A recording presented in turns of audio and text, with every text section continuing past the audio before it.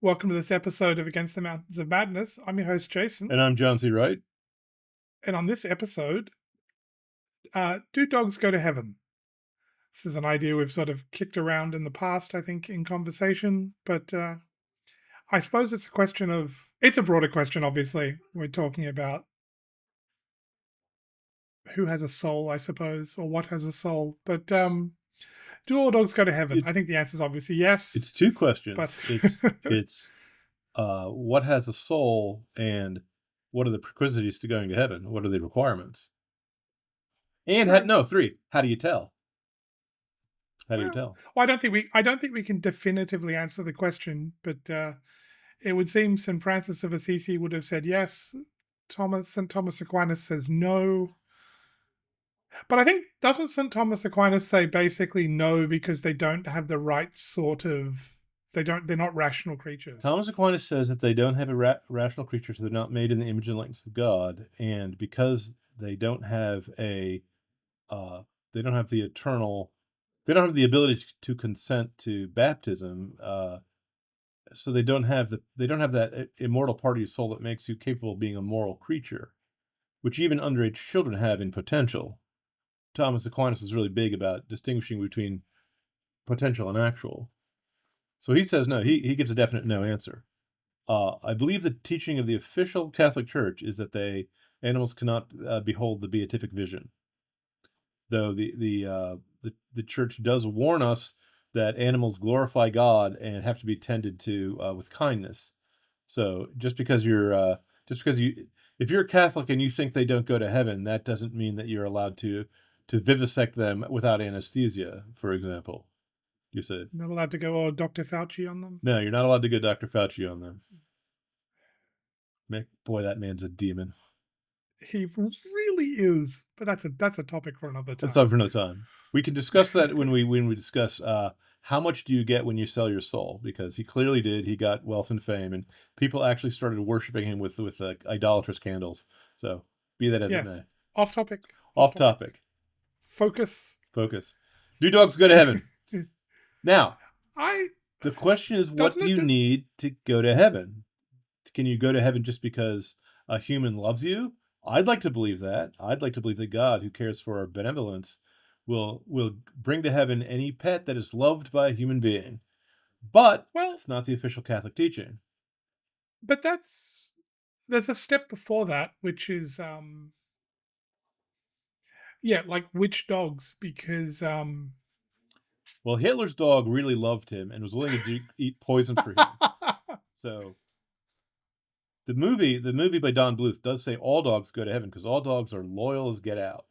Though I do know that there's dogs that turn on their masters or hold that thought. Hey, Sam, my dog has come over and wants a pat, so I'm gonna have to cut all this out. Oh no, this is the only time you can bring him in because he's on topic. Oh, I see. She's probably out of frame. Hey, Sam, come here. Sam. Nope, she wandered off. All right. So is it only good dogs to go to heaven, or do all dogs go to heaven? Well, no, I think I was thinking the question's not. I guess back up a step and think about it in terms of the Catholic teaching on what happens to unbaptized babies. It would seem it would be completely monstrous to condemn them to hell. I'm willing to discuss it, but I'm not willing to say that there's not a gigantic difference between unbaptized babies and even the most heroic of dogs. Braveheart or Lassie or what have you. But wait and see where I go with it before you. No, I just wanted that. Get the sticks and tie me to. I just wanted that note in before before you go into your heretical blasphemy. So go ahead. I believe Anubis can save the dogs, but our God can't because he's a dog god, right? Yeah, well, no, I was thinking. Well, think about the case of limbo and unbaptized babies. Mm-hmm. So unbaptized babies can't appreciate the beatific vision, if I understand correctly. I believe the Catholic Church does not have a fixed and firm doctrine on this, but traditionally we say that unbaptized babies go to limbo because they didn't do the things that Christ said you have to do to get to see the beatific vision, which is be baptized and so on and so forth. But it also seems absurdly cruel to send them to hell. So the Catholics have always thought there was a limb of heaven. That's where the name limbo comes from, which is an earthly, a paradise, not an earthly paradise, mind you, but a paradise where nothing bad happens, and they're free from sin and aging and disease and death. But they're not embraced in the glory of the highest heaven. Now, oddly enough, maybe dogs go there. Dante, who is not a doctor of the church but is a poet, says that the babies born before Christ go directly to heaven. They're actually sitting in God's lap, in the throne of the divine celestial rose. But that if they're born after Christ, then they should have been baptized, and so they get to go to limbo, where Socrates and the other noble pagans are, the other sinless pagans are. You see. Well, perhaps dogs go there. Go to limbo. That's what I was driving at. Like they're not capable of appreciating the beatific vision. Mm-hmm. So perhaps they simply inhabit a lesser realm to some degree. I don't know. Well, here's the problem. In order for the dog to get there, does he have to pass through purgatory for all the times he was disobedient? The problem is dogs, in my opinion, don't actually make, well, my opinion, official church teaching says dogs don't actually make moral decisions. They can be good dogs or bad dogs, obedient or disobedient. But they're not guided by a conscience the way a human being is, because they don't have the image of God living in their hearts. They can be very brave and loyal. Good dogs can be good and bad dogs can be bad, and dogs can play pranks on people.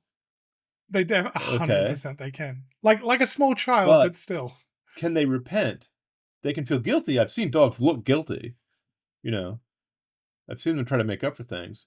But then again, cats also will bring small mice and the things that they kill and lay them at your feet as a tribute or an homage to you. And we know that cats are diabolical beings, because look at their eyes. They're horrible, staring, slitted eyes. Well, my understanding of by the way, to all my listeners, that's a joke. I'm a cat person, and Jason Rene is a dog person, but I'm a dog person. So. I have 2 cats, but yeah, I'm definitely a dog person. Yeah. One of my cats' names is Douchebag.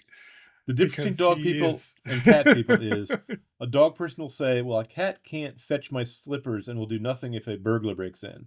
Whereas a cat person will say, I don't need to get out and walk him. He takes care of his own business in the litter box. So it's a different temperament between cat people and dog people. Now, if animals did go to heaven, the question is, do cat people go to dog heaven and do dog people go to cat heaven? Because here's the other thing. If I say unbaptized babies go to limbo, and if I say animals go to limbo, that sounds absurdly cruel to me, because they did not do anything wrong. They should deprive them of the joys of heaven. But the other question is, do they deserve, or even can they endure the full joys of heaven, for which they're not ready? Because unbaptized babies still suffer from original sin. Okay? I mean, that's the question. Can they appreciate it? Well, let me just make also perfectly clear that we humans do not understand the full depth of the mercy of God.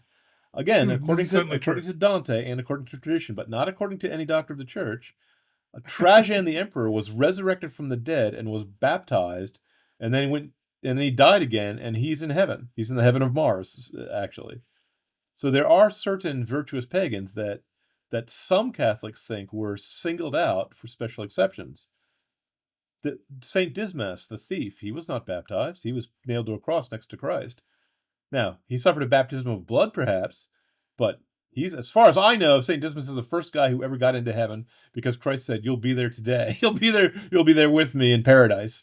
Okay, this afternoon."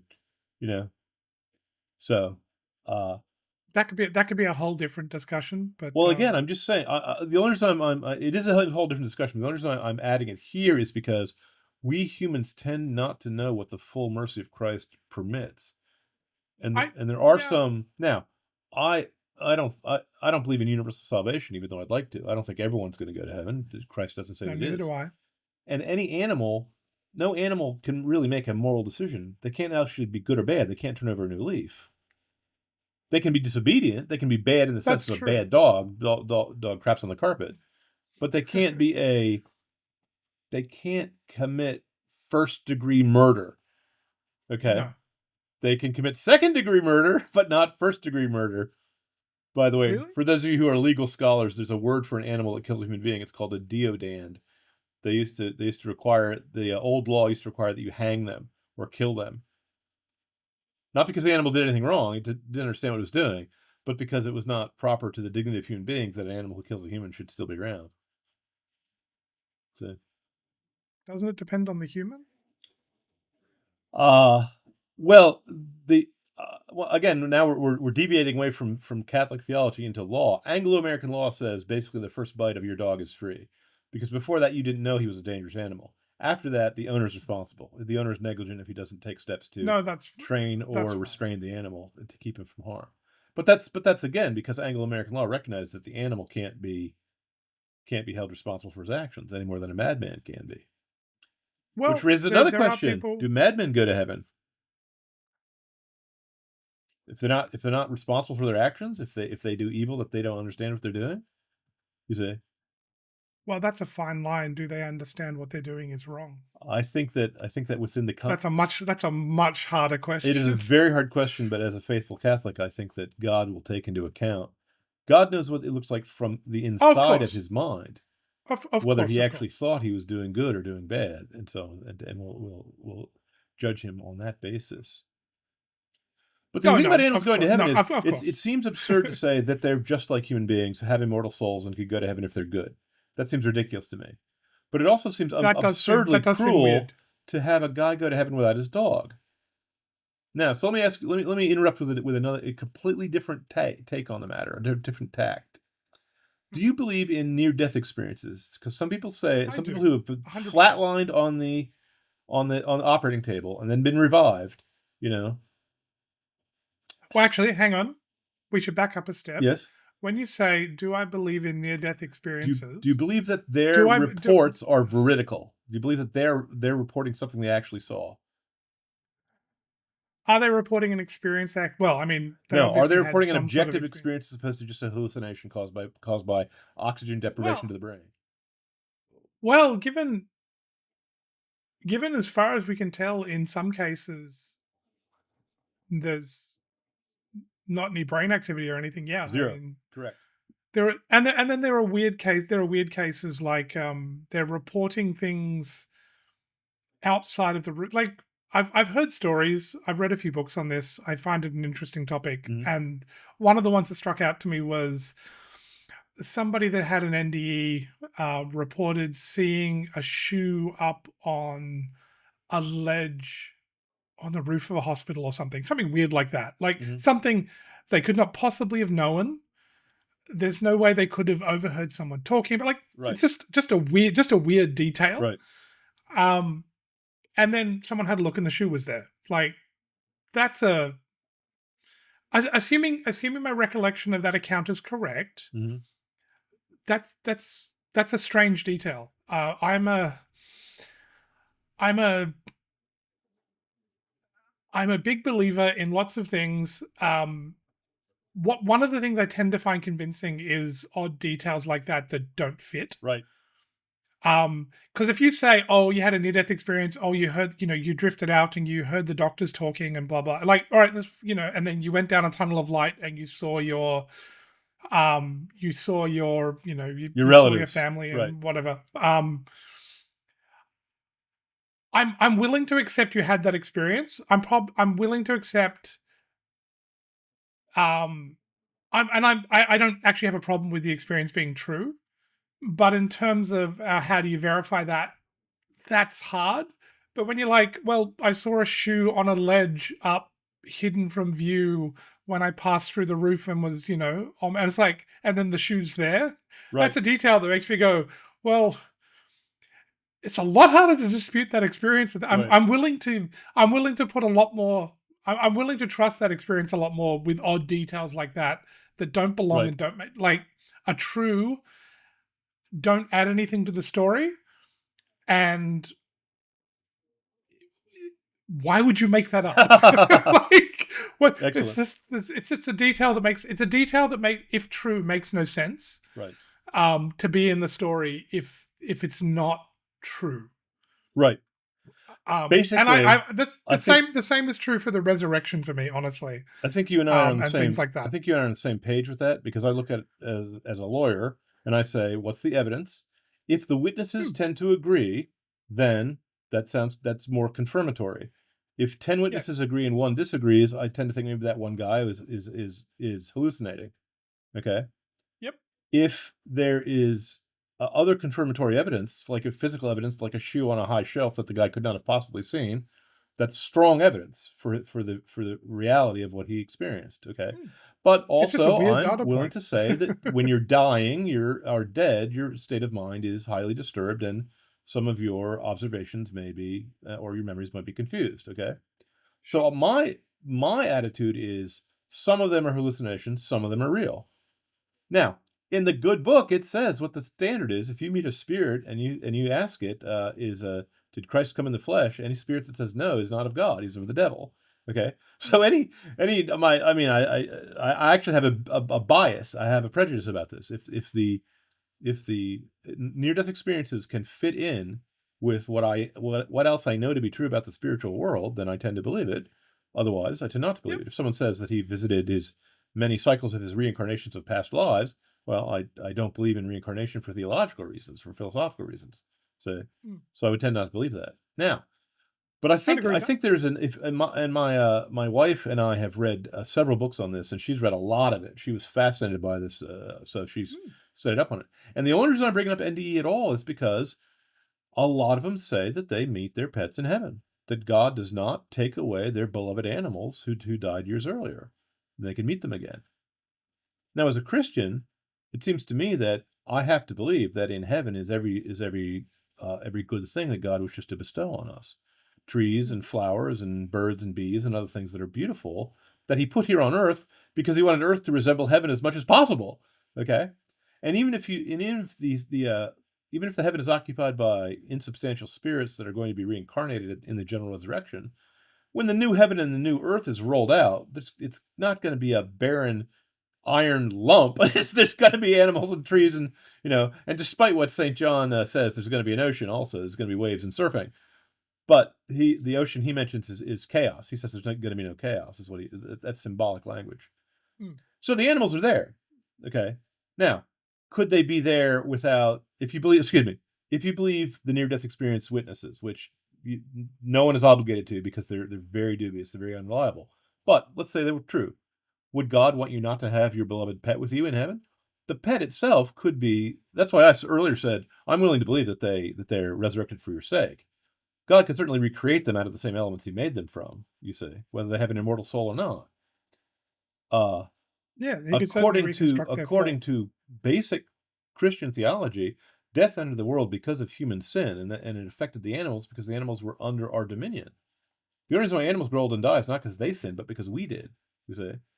Now, how that works out theologically for all the animals that lived and died for the countless geological millennia before humans actually walked the earth, I will leave that to someone else to debate.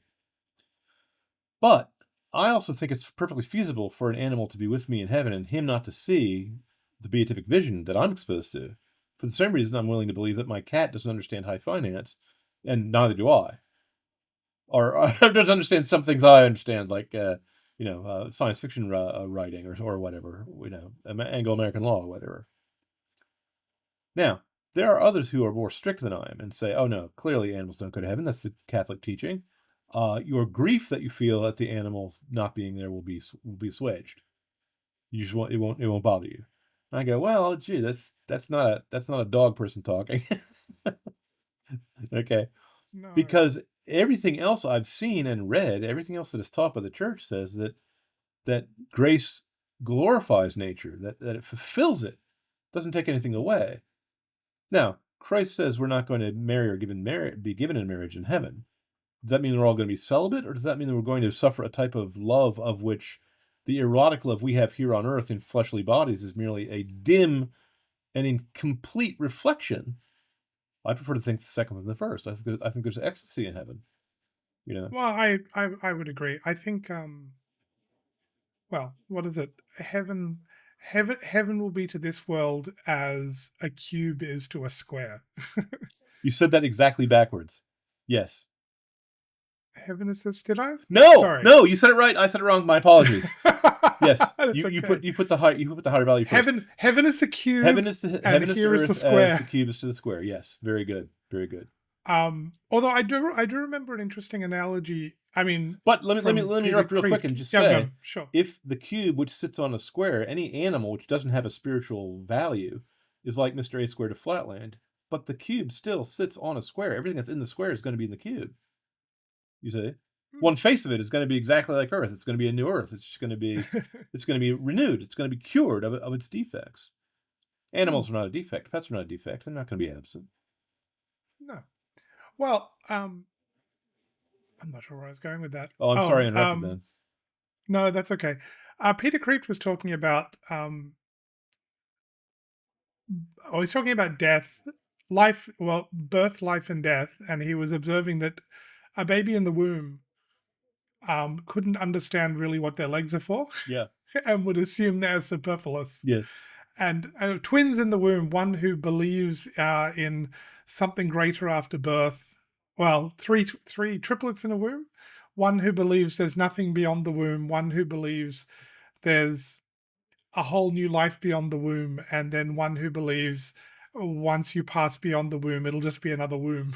A bigger womb. which would be reincarnation. I hate to say it, but when my wife was pregnant, I used to whisper to her belly the third option. I was trying to trick the child because I thought it would be funny. You know. But death could be the same as that. Some believe there's nothing beyond it. Right. Some believe there's something much greater, and some believe it'll just be more of the same. Right. But right. Well, life and death is similar to being in the womb and being out of the womb, I suspect. Yes. Oh, yeah. In fact, that analogy is used in the good book. We get a new birth. We get reborn when we're baptized. Well, yes, but like the life to come will be the differences between the two will be similar, but also like things you don't understand now will make sense there in ways you wouldn't understand. You wouldn't understand now, even if it was explained to you. Right. And the same thing is true for babies and toddlers and small children and teenagers. There's things they just don't understand. They just don't get it. A teenager, you can sometimes use words to explain part of what they're seeing. That's why Christ talks in parables, by the way, because a story is the one thing that reaches down to the simplest mind and up to the deepest. Up to the deepest. God is a storyteller. He spoke our world into existence as a tale, as a story. It's got a beginning, a middle, and an end. That's why I'm not a Buddhist. I don't think the story is just a cycle with no beginning and no end. That doesn't. What kind of story would that be? No matter how, even if your karma is good and you build up good karma over the years, the only thing the Buddhist is trying to do is to get off the wheel. Now, for a Buddhist, the answer is much easier. All life, all animals can be reincarnated as people, and all people who are bad get reincarnated as animals. They don't seem to have the affection for animals that Christians do. If I may phrase it that way. Surely in a sane world, humans would be reincarnated as dogs would be up. Oh, you think dogs are above humans? You're in terms of their loyalty, I would say so. The problem is in the Christian worldview, a bad angel is a lot worse than a bad human, and a bad man is a lot worse than a bad animal. You say, but a good human is a lot worse. I 100%. See what I mean by that? Agree. We just have more. I wasn't kidding. I was joking. We have more amplitude. Yeah, you were kidding, but there's a definite point to be made there. Because there are plenty of men who are worse than the worst dog I know. Because I've seen bad dogs that misbehave, but none of them's ever lied to me. Right? Have I been lied to by my dog? And I don't mean pantomime. I mean spoken lies. They haven't written out and signed their sealed their. They haven't sworn false oaths. No dog I know has committed adultery because they don't get married. Well, they don't get married. Yeah, and they can't go to heaven because they can't get baptized. That's the problem with that. Now, having said that, There are people who have had visions that there is an animal heaven that animals go to, and that they can come visit, and you can visit them. You know, That would do. whether you believe those visionaries or not, I leave to your discretion. I was amused at C.S. Lewis's description when talking about compactness and hell. And it would seem that mosquito heaven and human hell could easily be combined. Yep. But it was C.S. Lewis's observation, I think, in The Problem of Pain. Don't quote me on where I'm getting it from, but I remember him talking about the idea. I mean, he freely admitted he was wildly speculating, but in terms of animals going to heaven, um, animals become more than they would be with interacting with humans than they would without. Like a dog is always going to be a beast if it lives in the wild. Mhm. Not in a negative sense, just Yeah, just a like beast, it'll right, just right. be. But when they come into your home, when they become service animals, like they become so much more than they ever could have been without their interaction with us. I've seen border collies at work, once, and they can understand, hundreds of commands. Hmm. They're very civilized animals. They're not like pit bulls. They're not like, other types of dogs. They're very, if any animal deserved to go to heaven on its merits, then I would say border collies are up there, you know? Well, And but that's I'm basically agreeing with C.S. Lewis's observation. I think it's pretty yeah. clear that certain domesticated animals just get to be, start taking on human characteristics, the same way humans who's hanging But around with angels start to become saints. well, yeah, exactly. That's what I was driving at. Analogously, the way humans, yeah, with God and the angels, Right. um, become greater than they could have been otherwise. So I And hope all humans dogs who go to hang out heaven. with devils, but we agreed not to talk about Dr. Fauci right at the moment. He Yes. removed the vocal cords of dogs so he could not hear them scream while he was performing his hideous experiments on them, just in case people who don't realize what we're referring to. Yeah. Okay? I'm not talking about animals that are being vivisected when they're under anesthesia No, or something. he He tortured tortured them. beagles to death. He And tortured beagles, them to have death. you met beagles?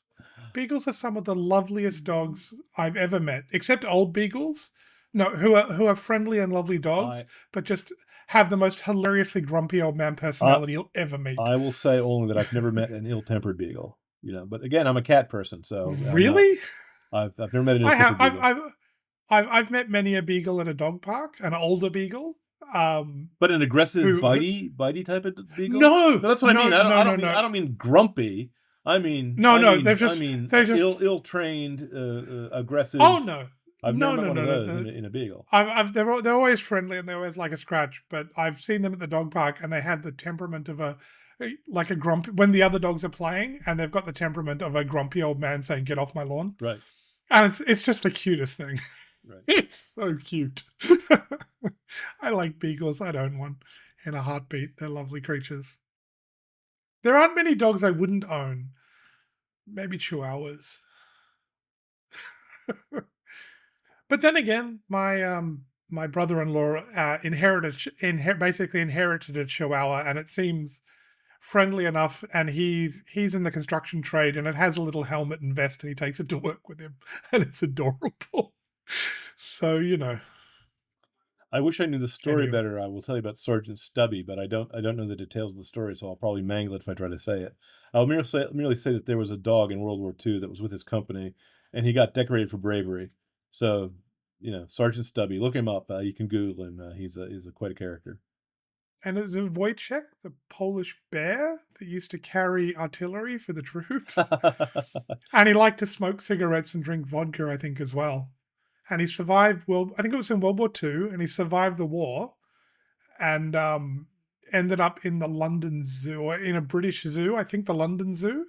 And former troops he served with would come and visit him, and he'd recognize them and say hi. Yeah, And yeah. I've seen like animals remember. It's amazing. It's amazing.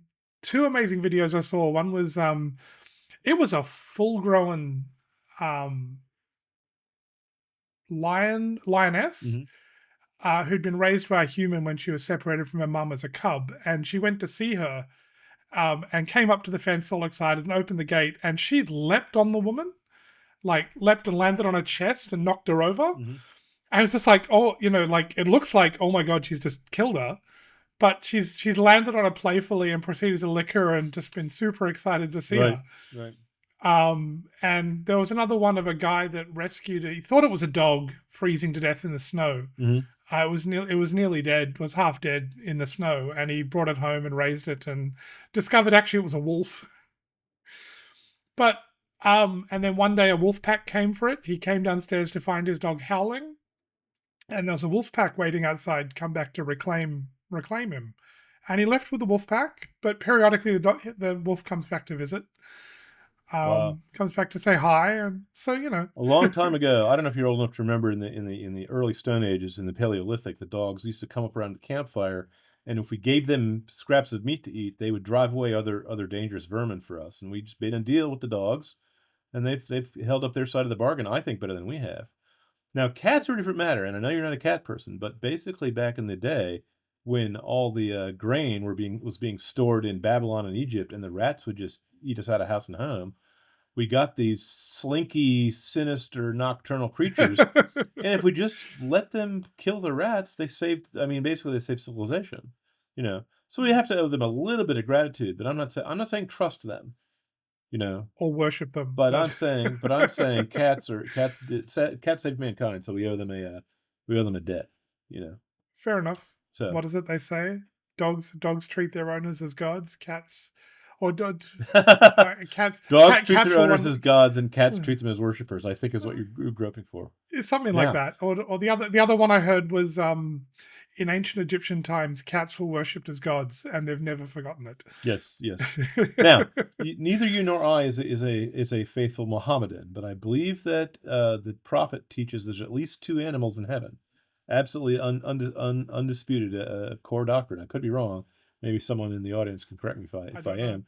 One of them is Al-Barak, and the other is Al-Rakim. There's a special horse, a horse with a human face, that Muhammad rode on his back to go visit the moon, and Al-Rakim is the name of the Hound of Heaven. So some of them getting to heaven, according to the stories. I don't know if that's official Mohammedan teaching, but then again, they don't have a magisterium, so I don't even know if any religion but ours has official teachings or not. Well, apparently, my understanding was Muslims didn't like dogs. Oh no, they hate them. That's what makes the presence of they're unclean animals. That's what makes them in heaven that one made it to heaven all the more remarkable, because Allah is kind of a knockoff copy of God. He still has to have some compassion and mercy and so on and so forth. At least allegedly. Well, he wouldn't be, but. That's also a topic for another day, but I'm saying that some religions, I don't know what some of the Jews, I don't know if they think about animals in heaven, but I know that the Sadducees didn't believe in the resurrection at all. And there also are some Christian sects who don't think there is a heaven, that just you lay on the ground asleep until the general resurrection, and then you just wake up again. Does that make sense? There's no intermediate period where you're a spirit. There's no saint to answer prayers. You're just dead, and then you're alive again. And there's parts of the Bible that would tend to confirm that read as if that was the case. Maybe. It's an odd belief. I know the Sadducees were against it, and the Pharisees were in favor of resurrection. Sadducees said it wasn't going to happen, and there's a scene in the book of Acts where one of the saints gets the two to start arguing with each other as to whether they believe in the resurrection or not. So. Yep. So, all dogs. I don't think there's any reason to think there may not be a heaven for animals. Well, here's the question: is there a hell for animals? Because it seems to me that would be really bad, to put an animal in pain forever when it's not capable of understanding the nature of its actions. For the same reason, I wouldn't condemn a madman to the electric chair. That seems really unfair. Well, I suppose as I said, as I sort of was suggesting earlier, something like limbo would seem like a reasonable recompense. Sure. a perfectly pleasant, happy existence, possibly where the animals can visit their human companions from their time on Earth without the full beatific vision. That also seems I reasonable don't to know. me, but I'll just point out that the Catholic Church doesn't think these things have immortal souls. Now, the church doesn't say that God can't recreate them or time travel or whatever you like. You know that we don't. We know we don't understand the infinite. Okay, That's true. I mean, and yes, do we animals? also don't preach that unbaptized babies go to hell. That's not a Catholic teaching. The Catholic teaching is No. we have faith in God's mercy. You Yes, know, of course. but you are supposed to baptize your baby. So we're not Baptists. We don't have to. We don't wait till someone is of the age of reason. I mean I heard a report on the of a guy who was a faithful Baptist who at 6.5 years old he wanted to get baptized and his parents said no. You have to wait till you're 7. And I said, "Wow, that is." Mhm. I realize they're acting in accordance with their doctrines, with their heretical teachings, but that seems like a really harsh result to lead to. Now, Well, having said that, some of the Catholic doctrines we're talking about now, about dogs dying and unbaptized babies not going to heaven, that also sounds pretty harsh.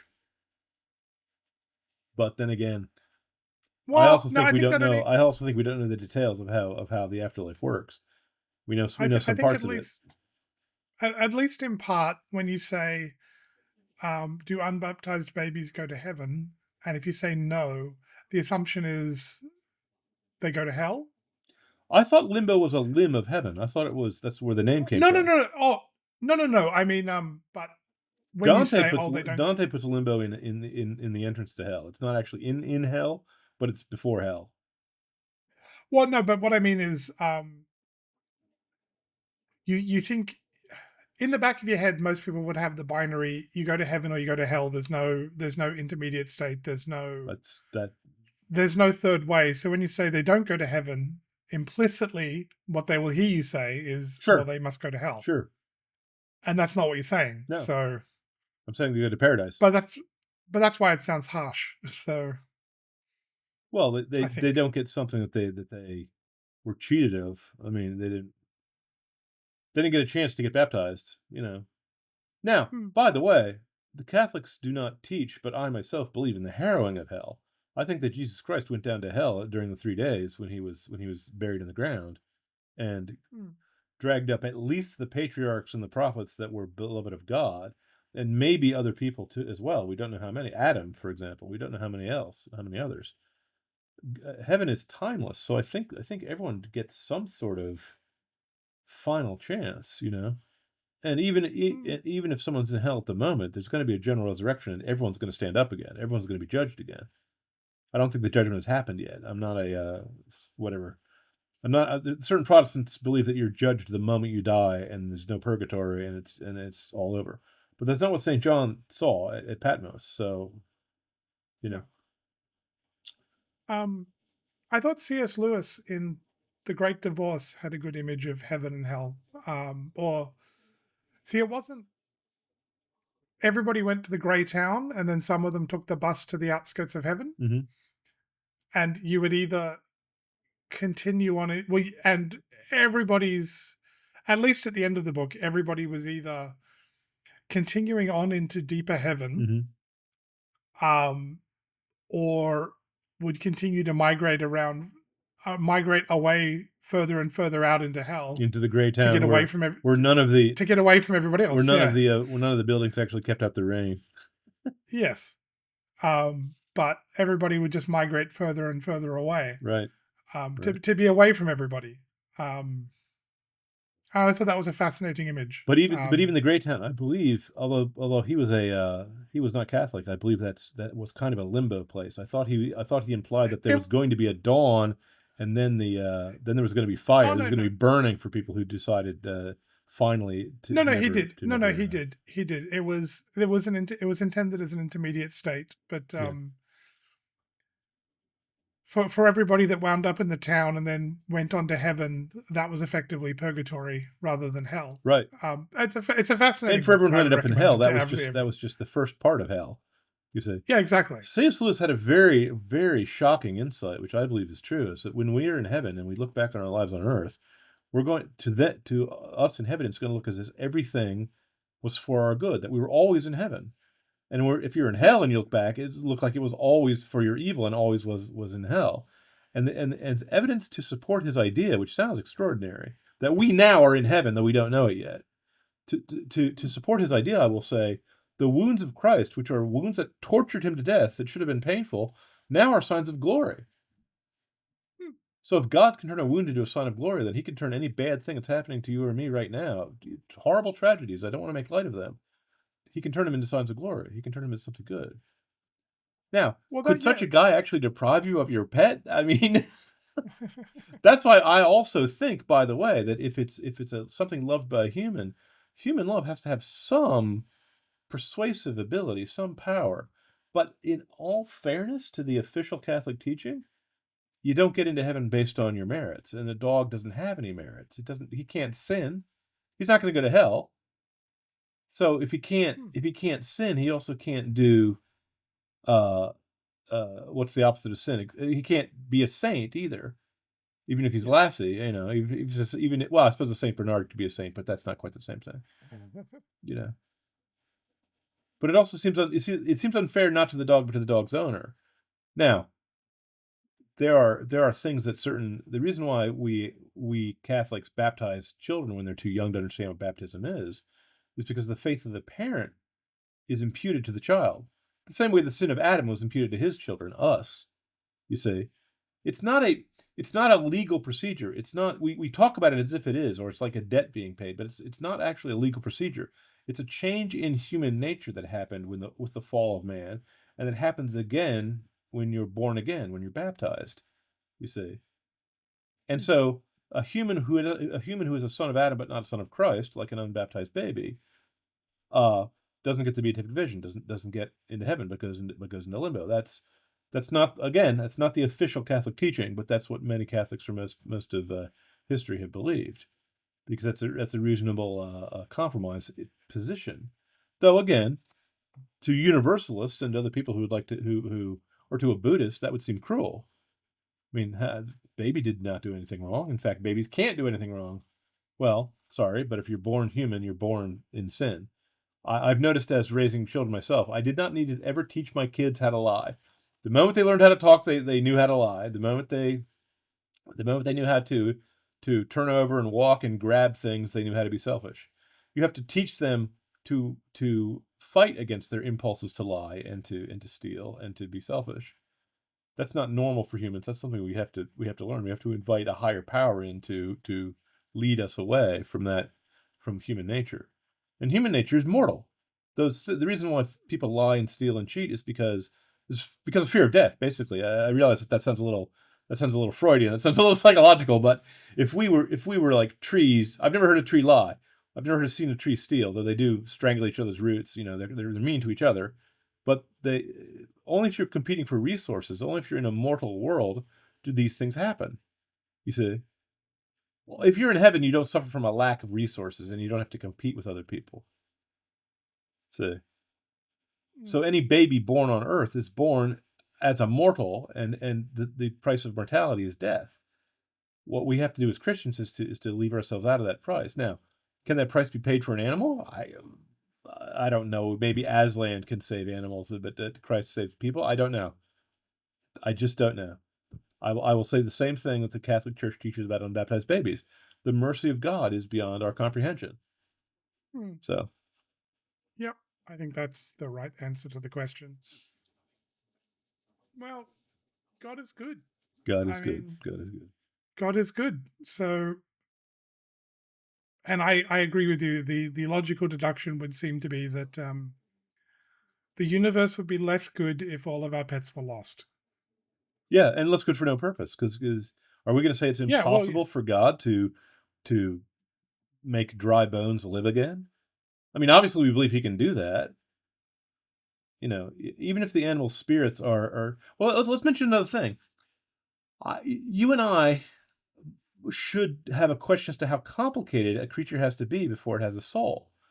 because I myself am kind of a Platonist. I think there's animal spirits in us that tempt us Mm. toward emotions that modern people think come from inside your nervous system, and I'm not sure that's the case. I've walked into areas where there seemed to be a spirit hanging over the territory. Like you walk into a bad section of town and you can just feel the atmosphere is different, okay? Now, Mm. modern materialistic men who look for materialistic causes for all things think, oh, that's just your bloodstream chemistry or your neural your nervous system chemistry. Okay, I don't tend to believe things like that. I noticed that beavers build dams and birds build nests, and that these Mm. things are constructed in a fashion that is too intelligent for the animal itself to have invented.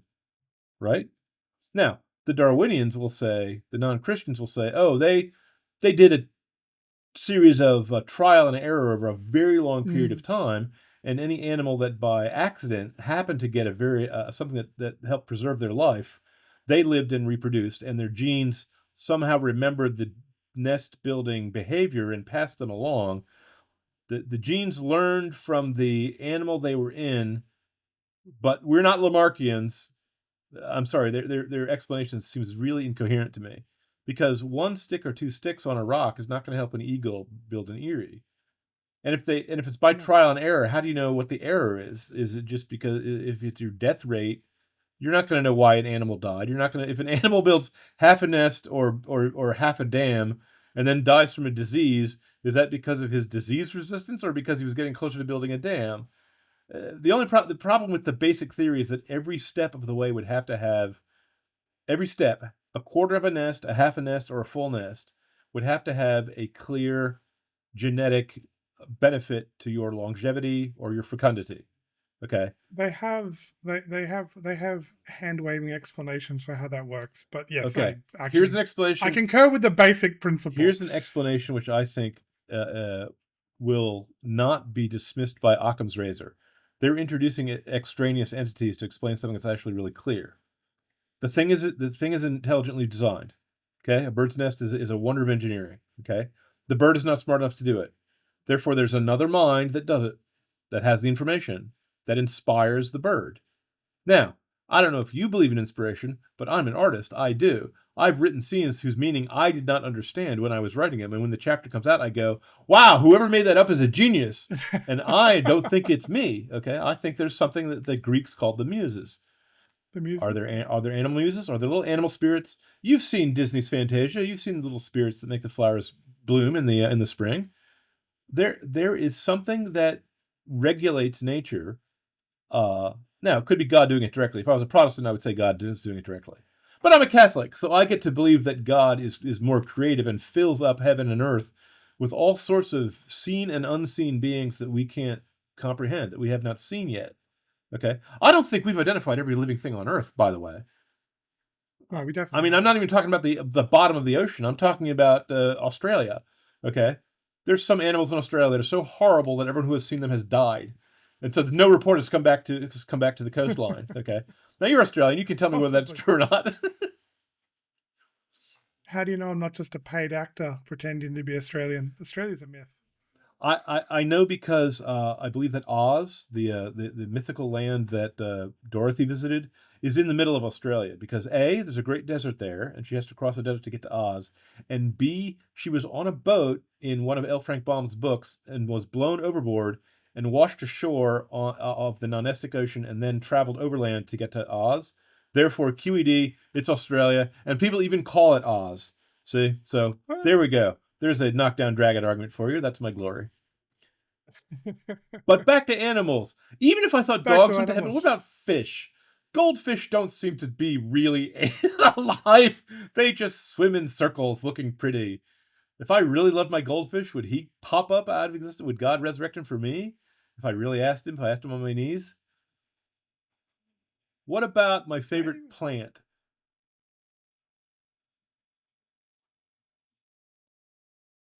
don't know if plants have that sort of existence. The necessary sort of existence, I guess, is the question. Well, what is the necessary sort of existence, theologically speaking?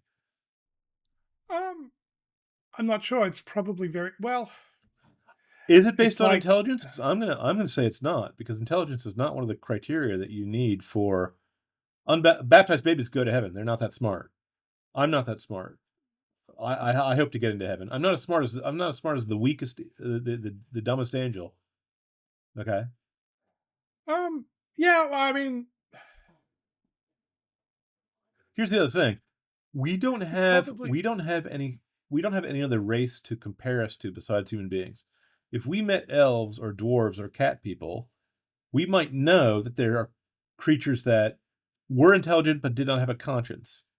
For theological reasons, I myself believe that's not possible.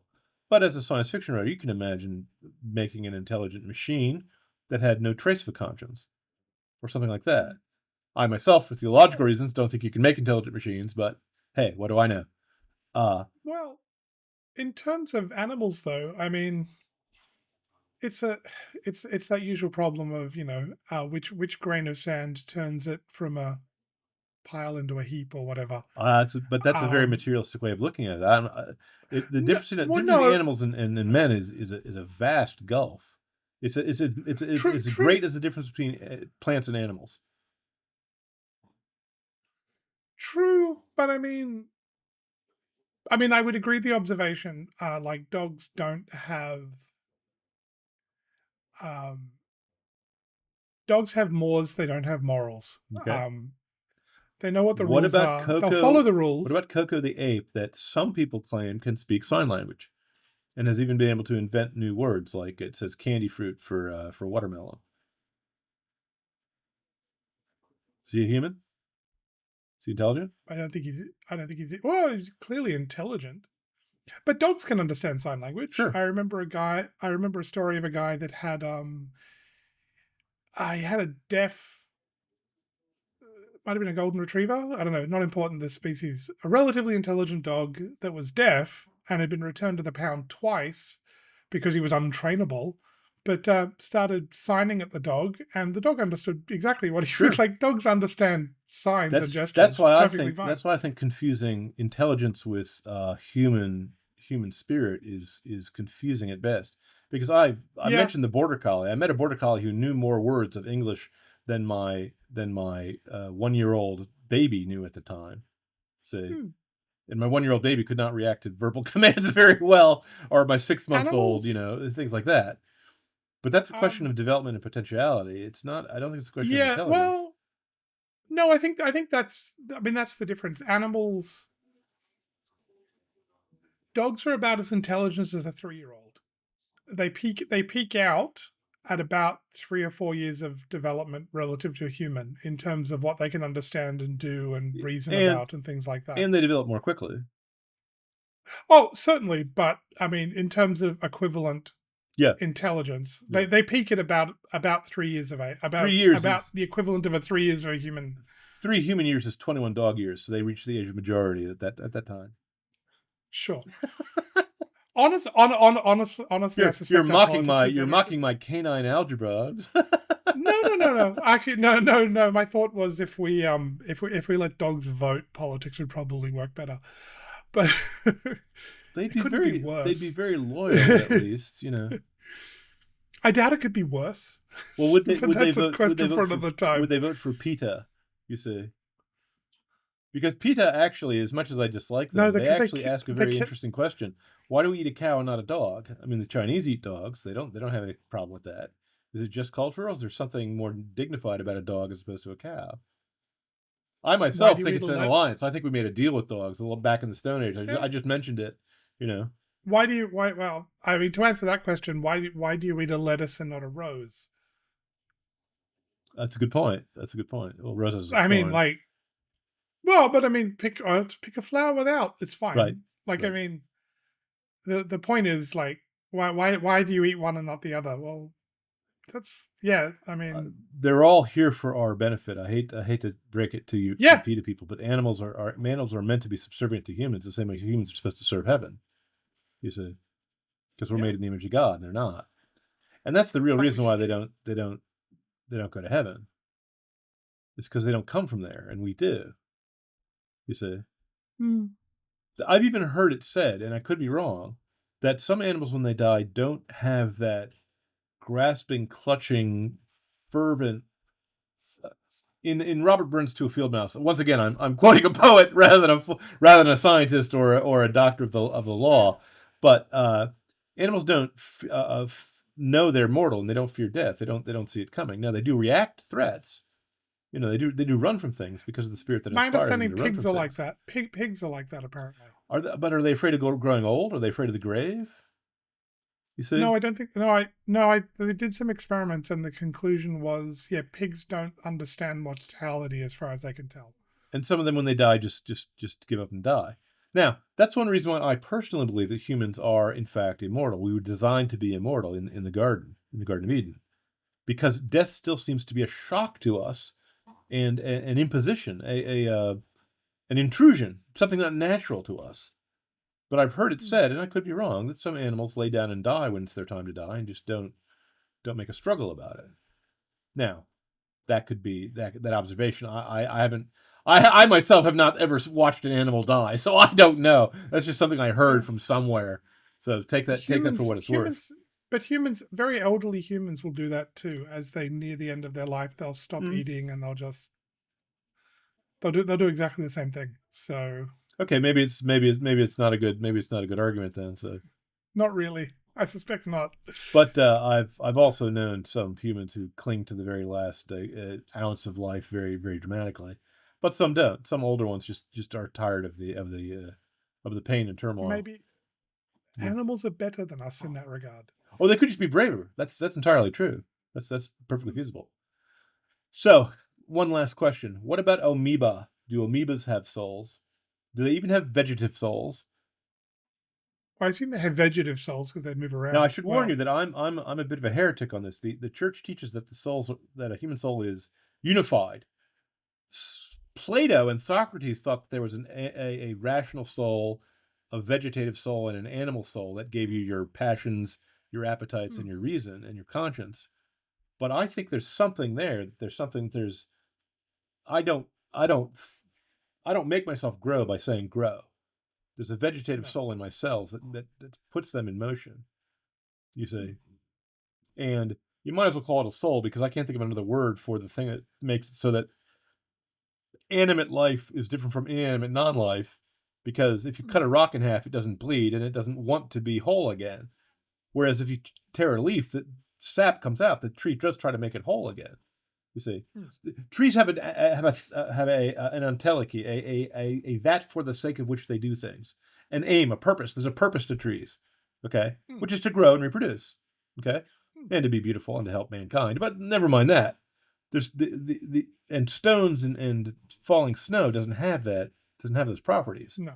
So Aristotle would call that a soul. But I don't know if a Christian theologian would necessarily call that a soul. But we do think there's a mortal soul. If an animal dies, it just turns into the elements it's made from. You see, I don't think it has an immortal part to it. You need to. Well, I mean, you probably need to draw the distinction between, you might want to say, animating spirit as opposed to soul. Animating spirit's fine. I don't want to imply that I think that trees live forever. Though do Ents. I mean, Ettins, the Ents from Tolkien will. I suspect that's just a terminology. I suspect that's just a terminology thing. Like when you say a vegetative soul, or like. But it's if you have in the back of your head souls are immortal, then that would sound weird. Oh yeah, no, I don't mind using a different terminology to try to clear what I'm saying. If I was a New Age guy, I'd call it an energy, vital energy that tries to conserve life and expand. Which is fine. That would work just as well. But I also it's pretty clear that there's something in animals that's like our passions. Dogs Absolutely. Can be brave or cowardly, but I don't know if an amoeba can be brave or cowardly. I do notice that amoebas do have enough awareness of their environment, or at least an ability to react to it, to move away from threats and toward nutrition. So I don't know how you tell. I mean, it could just be an issue of you may not be able to tell the cowardly amoeba from the brave one. They might be. You just can't. We just don't have a sufficient frame of reference. Well, we're at an hour. I think that's about the right place to end, and we're having a few technical difficulties. So thank you everyone for joining us. We'll talk to you next time. Like, share, and subscribe. I hope you enjoyed this. See you later.